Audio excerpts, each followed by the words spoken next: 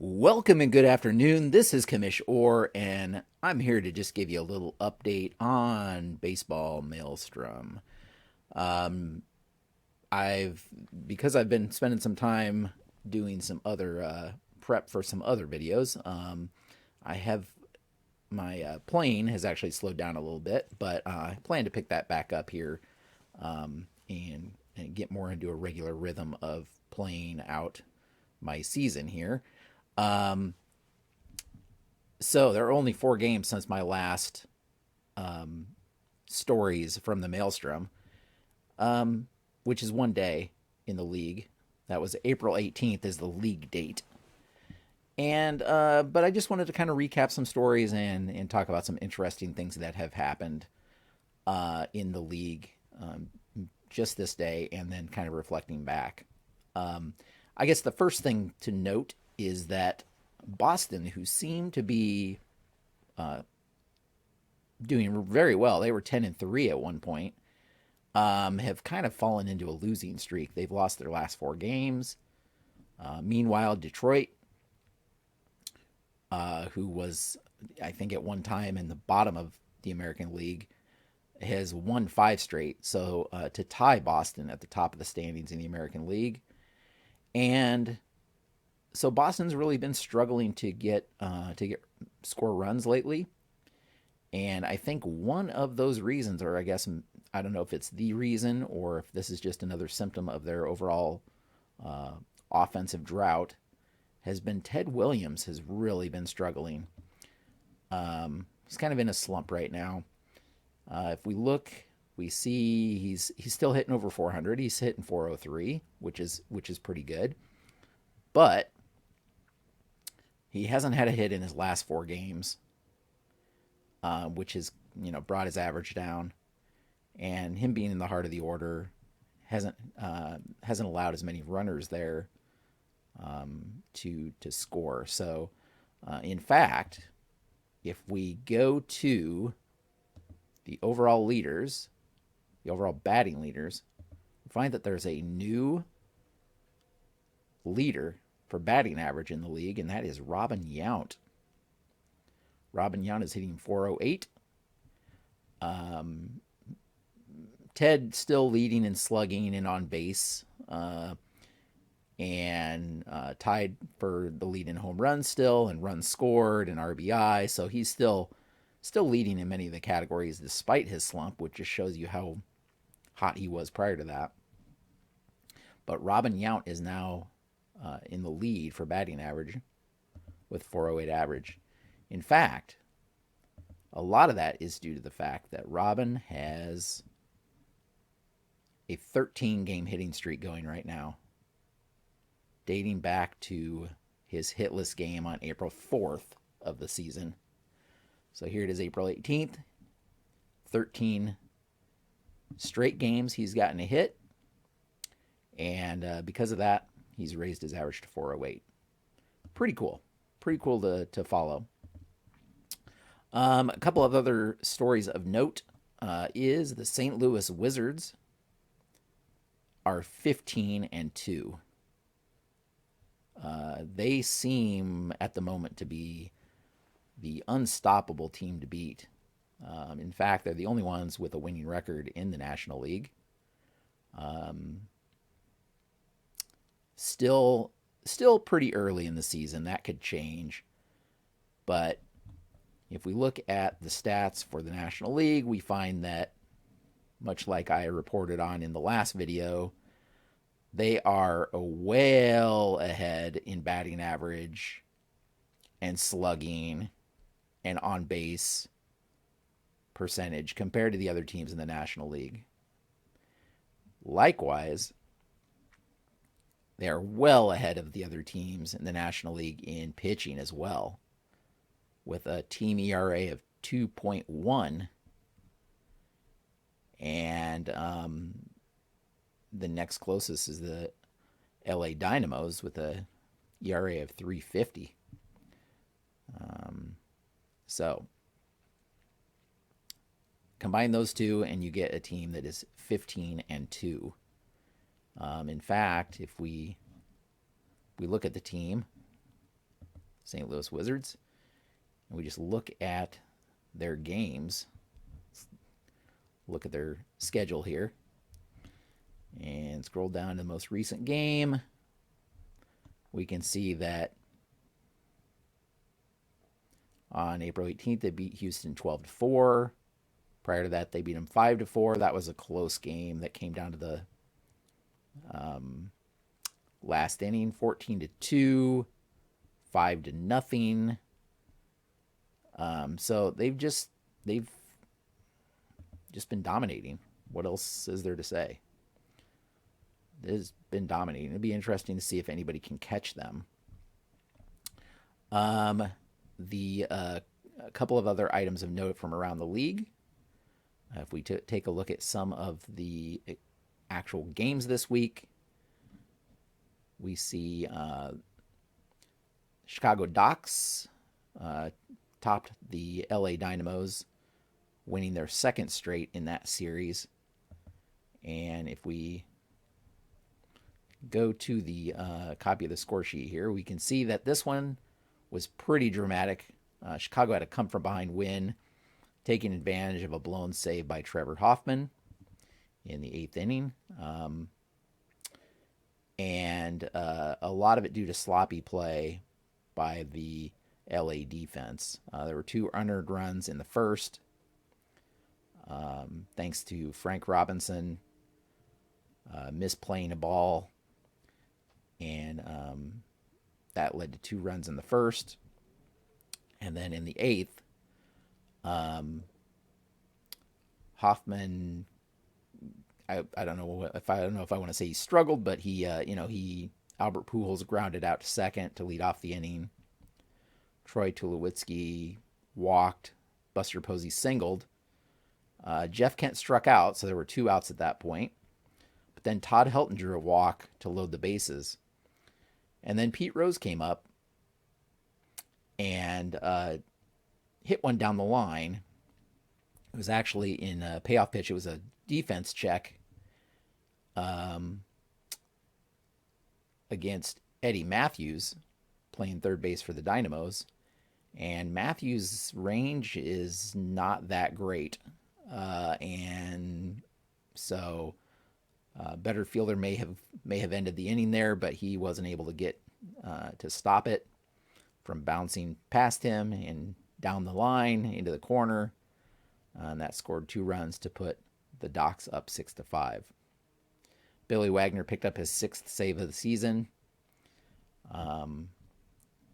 So that was that game. Going back to the prior game before that, this was Boston and Detroit. Again, an interesting game. Boston still struggling, as I had mentioned. Ted Williams not only went 0 for 3 with no walks, one of the rare games where he doesn't get on base, because even during these last 4 games that he's been hitless, he's still managed to walk most of the time. He actually got injured in this one in the 6th inning, and he'll miss the next game as well. So probably, I'm not sure who will fill in. Maybe Yastrzemski will fill in for him in the lineup. We'll kind of see how that plays out. But in this one, the interesting thing, Jim Palmer only allowed 6 hits for Boston and surprisingly only 4 earned runs, despite walking 9 batters, which is just crazy.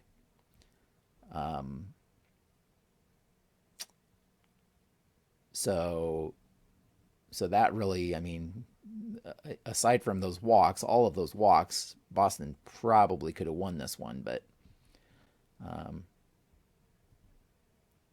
Frank Tanana actually pitched pretty well, though. He only allowed 1 earned run in 8 innings. And then Tom Henke got his 4th save of the season in this one. So again, that's just a little quick recap. If we look at the standings, we see Boston and Detroit, as I mentioned, tied atop the American League at 10-7. New York and Oakland at 7-10. So pretty balanced league, I would say there. It's surprising that New York is even at 7-10, considering their run differential here. They've only scored 80 runs. They've allowed 145. So kind of surprising they're 7-10, but small sample size and all of that fun stuff. And as I mentioned in the National League, St. Louis is 15-2. You have LA 7-10, and Chicago and Houston are both 6-11. Now remember that the Detroit Rockets are the team of non-Hall of Famers in the American League, and the Chicago Docs are the team of non-Hall of Famers in the National League. So just something interesting to note there. As always, you can come out to baseballmaelstrom.com to follow the action. Even just on the front page, you'll see a story about each game as it's played. Just a quick little recap of the game. You can click on the link to go to a more detailed page of the game, so you can kind of see the line score. And then down below that, of course, you can, in addition to the recap of the game, you can click to see the box score and score sheet for the game.